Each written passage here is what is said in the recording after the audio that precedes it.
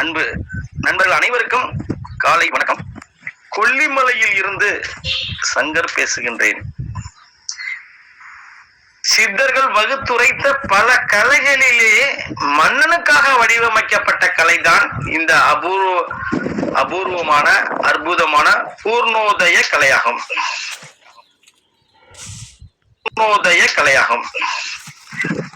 அதாவது இந்த பூர்ணோதய கலையின் பயன்கள் என்னவென்றால், பூர்ணோதய அஷ்டபந்தன மருந்தையோ பூர்ணோதய தங்க செந்துருத மருந்தையோ அல்லது பூர்ணோதய வஜ்ரகாய பானமோ சாப்பிடும் அனைத்து நபர்களும் ஒற்றுமையாக வாழ விரும்புவார்கள்.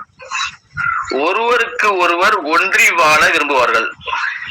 அதாவது ஒருத்தர் எடுத்த முடிவை மற்றொருவர் ஏற்றுக்கொள்வார். குறிப்பாக மன்னர்கள் காலத்தில் மக்களை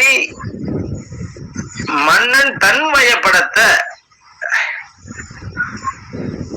உணவின் வழியாக மக்களுக்கு இந்த சத்துக்களை கொடுப்பார்கள். அந்த உணவினை சாப்பிடும் மக்கள் யாவரும் மன்னன் எவ்வளியோ மக்கள் அவளி என்றே இருப்பார். இதையடுத்து தன்னுடைய நாட்டு மக்களுக்கு கொடுத்தாலும்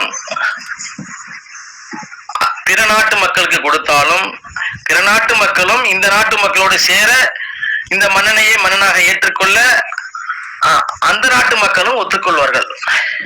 அந்த நாட்டு மக்களும் இந்த மன்னன் வழியே, அதாவது இந்த மன்னன் எவ்வளியோ அவ்வளியே அந்த நாட்டு மக்களும். இவ்வாறேதான் அன்றைய கால மன்னர்கள் தன்னுடைய நாட்டினுடைய எல்லையை விரிவுபடுத்த பயன்படுத்தினார்கள்.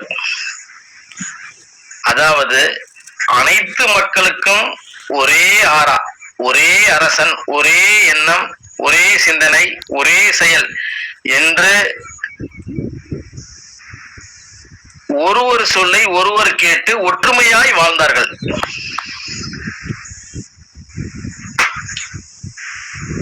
மலைகளிலே கோபுரம் தாங்கி என்ற ஒரு அபூர்வ இனத்தை சார்ந்த ஒரு அரியதொரு மூலிகைகள் உண்டு. இந்த மூலிகைக்கு கார்முகில் பாசனமும், கல்மத பாசனமும், சவீர பாசனமும், பூர பாசனமும், மால்தேவி பாசனமும் இவை அனைத்தையும் சமமாக எடுத்து அஷ்டபந்தன மருந்தை உற்பத்தி செய்து கோபுரம் தாங்கி மூலிகைக்கு ஆறாவை ஒரு 560 அடிக்கு மேலாக அமைத்து ஒரு மண்டலம் சென்று அந்த செடியினுடைய சாறை எடுத்து தங்க செந்தூரத்தை உற்பத்தி பண்ணி மக்களுக்கு கொடுத்தோம் என்றால் சாப்பிடுவர்களுக்கு நோய்கள் யாவையும் தீர்ந்து ஒரே எண்ணம், ஒரே சிந்தனை, ஒரே செயலாய் வளருவார்கள். அதாவது அனைவரும் ஒரே சூரிய குடும்பமாய் திகழ்வார்கள். ஒரே சூரிய குடும்பமாய் வாழ்ந்து வளர்ந்து வாழ்ந்து கொண்டே இருக்கிறார்கள். இதன் தொடர்ச்சியை நாளை பார்ப்போம். நன்றி, வணக்கம்.